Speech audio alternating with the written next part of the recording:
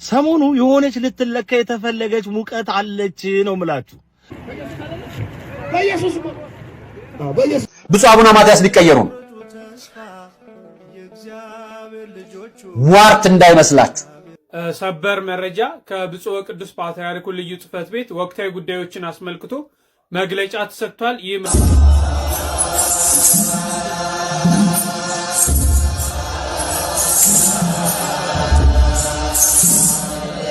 ማርያም ምስክር ናት። በእውነት ክፉ ሰው ቢደበቅም ክፋቱ ይታወቅበታል።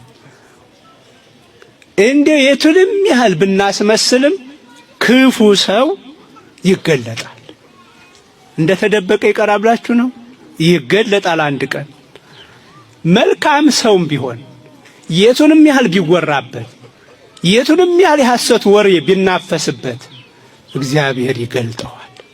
አይገልጠውም? ማርያም ምስክር ናት። በእውነት እኔ እንደ ሁሉም ሴቶች አይደለሁም አልወጣም ብላ ባትከራከርም ስለ ራሷ እሷ ባትመሰክርም ከነቢያት ሄደህ መስክር የተባለ አይደለም። ከሰማይ ከመላእክት ወገን ገብርኤል ሄደና ከሴቶች ሁሉ ተለይተሽ አንቺ የተባረክሽ ነሽ አለ። እንዴት ደስ ይላል! አንቺ የተባረክሽ ነሽ። ይኸው መሰከረላት። ደግ ሁኑ፣ መልካም ሁኑ። ሰዎች ያለ ስራችን ቢያወሩም ቢያስወሩም አይክፋችሁ። ሁነን አንገኝ ብቻ። ሁናችሁ አትገኙ። ክፉ ሰው ሁናችሁ አትገኙ። መልካም ሰው ይገለጣል በጊዜው። ሰው ባይመሰክርለት እግዚአብሔር መስካር ይልክለታል።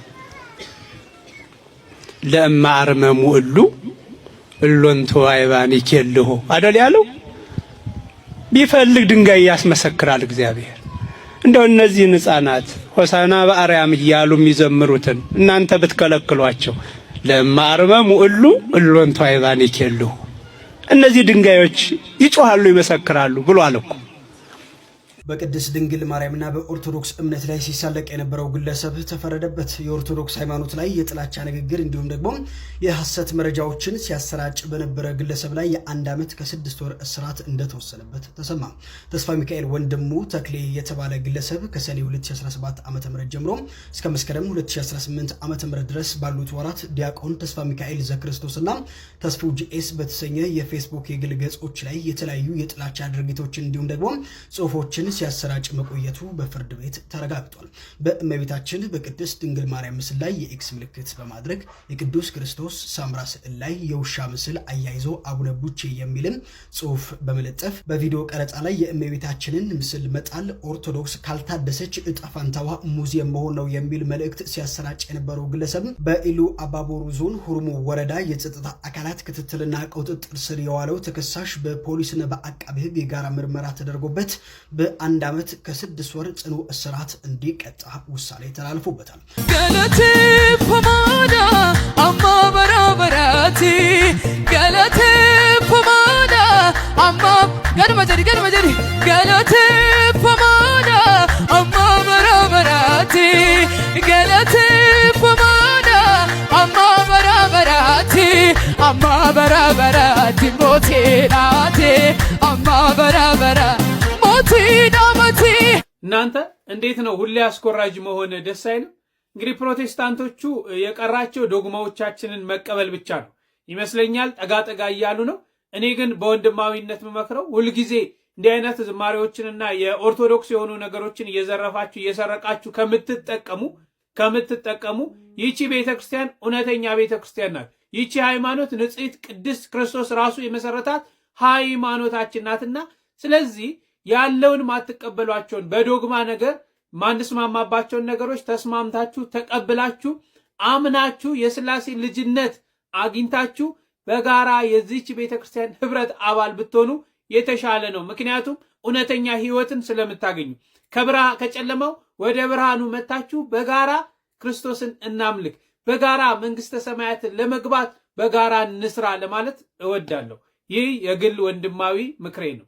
በርካቶችን ያስቆጣው ድርጊት ከሰሞኑ እንግዲህ ይህ የምትመለከቱት ቪዲዮ በዚህ በሶሻል ሚዲያው በስፋት እየተሰራጨ ይገኛል። እጅግ በርካቶቻችሁ እንደተመለከታችሁ ተስፋ አድርጋለሁ። በሃይማኖታዊ ስብከት ወቅት እንግዲህ መከባበር ሊኖር ይገባል ሲሉ ይህን ቪዲዮ ከተመለከቱ በኋላ በርካቶች አስተያየታቸው እየሰጡበት የሚገኝ ቪዲዮ ነው። በሲዳማ ሀገረ ስብከት እንግዲህ በሐዋሳ ከተማ የመካነ ሰማዕት ቅዱስ ጊዮርጊስ ቤተክርስቲያን አገልጋይ የሆኑትም መምህር ሞገስ ለአገልግሎት ይሄዱ ባለበት ወቅት ነው እንግዲህ ያጋጠማቸው ሁኔታ በርካቶችን እንግዲህ አስቆጥቷል።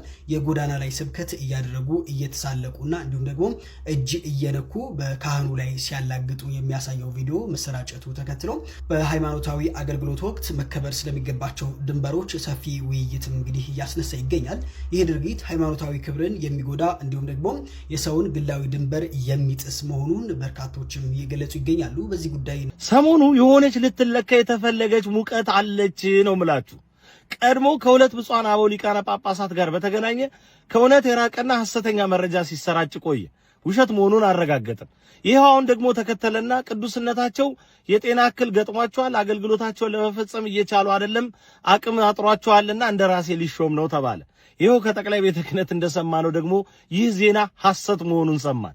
በጣም የሚገርማችሁ ነገር እንደዚህ አይነት መረጃዎች የሚሰራጩት በበሬ ወለደ ዝም ብለው እንዳይመስሏችሁ በደንብ ታቅዶበትና ተሰርቶበት ነው።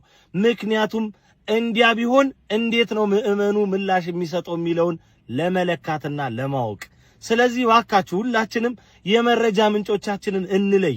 ነገሮች ዝም ብለው ሲወሩ ተቀብለን አናራግባቸው። እንዴት፣ ወዴት፣ በምን መንገድ የሚለውን እናጣራ።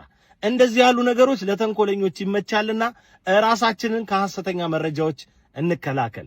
ሌላው ደግሞ የጥቅምት ሲኖዶስ ደረሰች አይደል? ሸተታችሁ? እንደዛ ነው።